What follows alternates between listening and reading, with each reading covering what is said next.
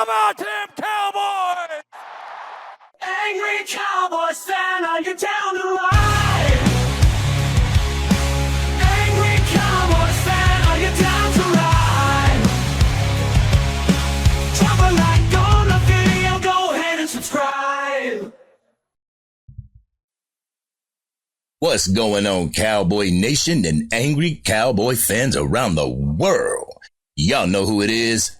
It's your man, the Angry Cowboys fan, taking a look at First Take without Stephen A. and how they talk about our Dallas Cowboys. So if you're DC for life and want to unpack that raw and uncut with your fam, drop a like on the video, share this content, and please subscribe to the channel. With Stephen A. Smith going through his contract disputes, the show must go on. And in this case, we actually should have went on a holiday until Stephen A. Smith got back to the set. But anyway, on this segment of First Take, Molly Qerim, Harry Douglas, Bart Scott, and Courtney Cronin was discussing Dak Prescott being in a boot, Dak Prescott being at a camp, Dak Prescott and his money, watching his pockets. They were once again reporting on Dak Prescott. You could tell that this segment was going to go off the rails just by the way everybody was standing. Harry Douglas and Courtney, they were on one side, and Bart Scott and Molly were on the other side. From jump, you knew that it wasn't going to go good for Bart and Molly because they were arguing the side of if Dak is the best quarterback in the NFC or not. So we're going to take a listen to the 3 clips that I got for y'all, and y'all know what we're going to do after that, Cowboys Nation. We're going to come back and unpack this raw and uncut. So, angry Cowboys fans, let's go ahead and take a listen to Harry Douglas. I want to come to you on this. I want to look at the NFC as a whole. Who do you think's the best quarterback in that conference? For me, it's Dak Prescott. You're looking at a guy who was top 2 when it comes to touchdowns, QBR, quarterback rating, completion percentage, but then 3rd in passing yards. Also, you look at the athleticism, right? And I think last year we started to see a little bit more of that a year removed from that injury of being able to extend plays with his legs, find CeeDee Lamb for explosive plays, be able to be an extension of the run game as well, which I think now I'm still concerned about that because they didn't address that need when they brought it back Ezekiel Elliott, but I think he's more so of the 3rd down, short yardage, be more better in the tight red zone type of running back. But Dak Prescott can extend plays and he can improvise if a play breaks down. You think Dak Prescott is the best quarterback in not the NFC East, in the NFC? In the NFC, I do. Really? And really, from what you've seen, are we talking Dude. regular season or are we talking playoffs? Do the playoffs count in this conversation? I'm just talking period. I think Dak Prescott's number 1. In the playoffs? Period. Dang, you ain't got to convince her there, Harry. Shit. Harry Douglas was out there spitting the truth about what we were really seeing out there, but she want to question him like that? Come on, Molly. But I was really starting to see that hero versus villain dynamic, that hero versus villain standoff. It starts to unfold when Molly starts questioning Harry on his selection. How you gonna question me? That's my selection. He brought up a pretty good point for Dak Prescott, but in the next clip, Bart Scott, he's gonna be bringing up some good points that are to the contrary.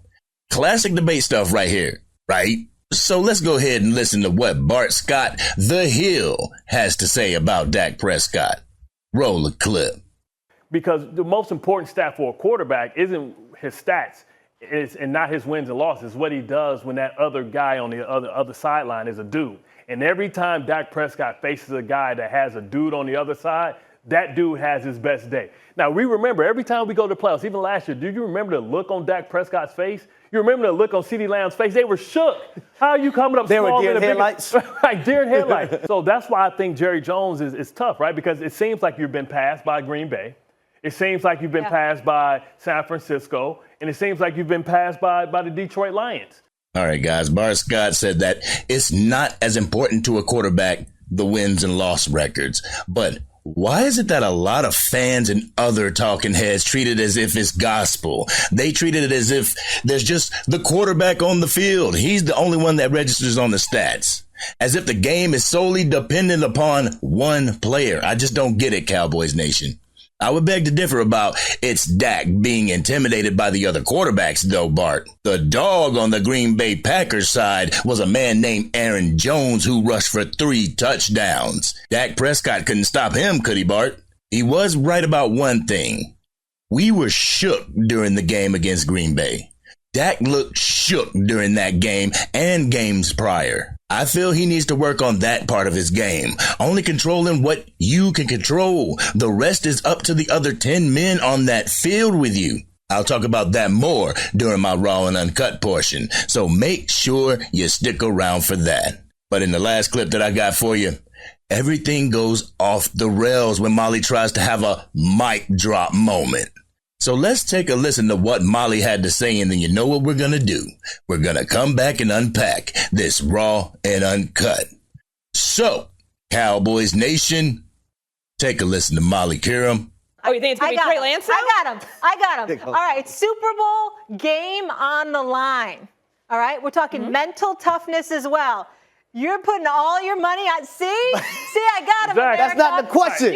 It didn't say Super Bowl game on the line.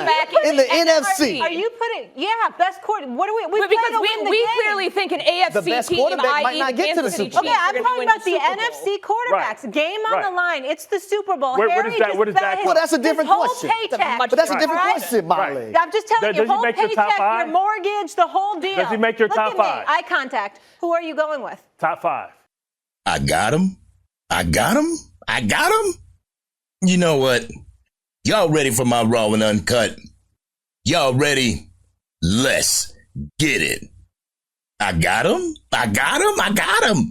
What the hell are we watching here? Is this a platform to be informed, or is this a platform to be entertained? Like I said at the beginning of the video, it seems like the baby faces versus the heels. We're having that type of moment. And when Molly Qerim started to point at Harry Douglas and say, I got him, I feel like I was watching one of those middle-aged movies where you got 2 couples that come to a house and they play board games. That's the moment where they think that one couple lost. They're like, ha, ha, ha, I got you. ESPN, the worldwide leader in sports. First Take, the #1 sports debate show, and this is what we're watching. A damn game show. I would rather sit there and watch reruns of Adam West's old Batman TV series. In no way, shape, or form was I enlightened, educated, or informed in this entire segment. When I think of the worldwide leader in sports, I think of Chris Berman or Stuart Scott educating me on a segment that they chose to talk about. Nope. We're stuck with this, the MTV of sports media. I don't know about you, but I get sick and tired of going to the well of the playoffs when it comes to Dak Prescott. I can say it over and over until my head explodes that it takes a team to win, but here comes that 2-5 argument being tossed in the conversation as if it's a conversation killer, like it's a mic drop moment or something. If you're a die-hard Dallas Cowboy fan, you see that that's an indictment on the entire team and not just the quarterback. But I feel like a lot of people from other teams, they get it when it comes to certain things. And that's why people say, well, it's the Cowboys. You know, kind of like they're never going to listen type mentality. They get stuck in their ways and you can't tell them shit.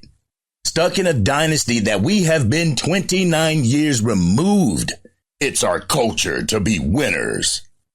Really? Setting expectations for your quarterback a little high, aren't you, buddy? The goalposts played mental gymnastics during this segment. It started out as one question and then morphed into another. Honestly, do you trust any quarterback in the NFC to win you a Super Bowl other than Matt Stafford, who has won you a Super Bowl? No, you don't. The proof is in the pudding, Cowboys Nation. An AFC quarterback has won countless times, and the NFC quarterbacks who did the same, they're calling our games this year. So, who do I trust to win me a Super Bowl?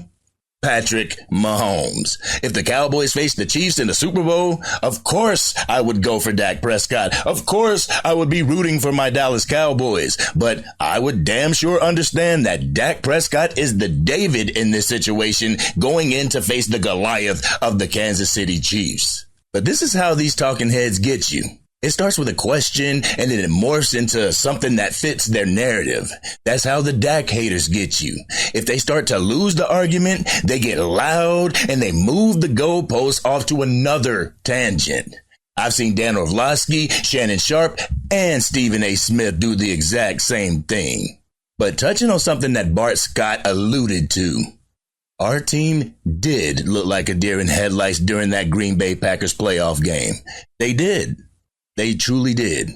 They were out-schemed, outplayed, outgunned, and outclassed that entire game. It's like getting mad at the chess pieces for losing the chess game. At some point, scheme has to come into play. You cannot just rely on the player's talent. Preparation comes into play. Having your team ready to play comes into play. But I said this before, that you can only play to the highest level of your ability. It takes a lot of reciprocation from the other 10 men on the field. It takes them to play to their highest standard of their ability. But how does it feel when you go 100% every single rep, only to see your teammate being able to push out 70? Being able to push out 70. You try to help him, but that only brings him up to 80. While bringing yourself down to 90. Do you get it? So in order to not have the deer in headlights look, the Dallas Cowboys have to be mentally and physically tough. Does a lame duck situation leave your team mentally tough? And everyone knows you're mentally drained becomes physically drained. This is why I put so much on the front office, because they know that they're doing absolutely nothing to remedy the situation. They are putting more strain on these players to get something they don't want to put 100% in themselves done. You tell me, when was the last time that this front office set this team up for success outside of the draft? No bridge players, dogs. When was the last time, Cowboys Nation? When was the last time our quarterback got surrounded by talent and not by talent from the draft? And until this Dallas Cowboys team gets 100% from their front office, unfortunately, we won't be able to get 100% from Dak Prescott. This has been your man, the Angry Cowboys fan. What did you think about what the crew of First Take had to say? Do you see where I'm coming from when it comes to giving 100%? Let's have an adult conversation in the comment section. If you're digging the channel and want to help get it out to even more Dallas Cowboy fans, drop a like on the video and share it with your friends who are Cowboys fans. If you are DC for life and want to see our front office pull out all the stops for our Dallas Cowboys team, hit that subscribe button. Hit the bell so you can be notified whenever I go live, release a video, or a podcast episode. ESPN, do better. We don't want to see these analysts come on here and have gotcha questions. Fans like myself are trying to get informed about our team. I just wish y'all would stick to talking sports and eliminate the versus mentality. This has been your boy, the Angry Cowboys fan, and I'm out.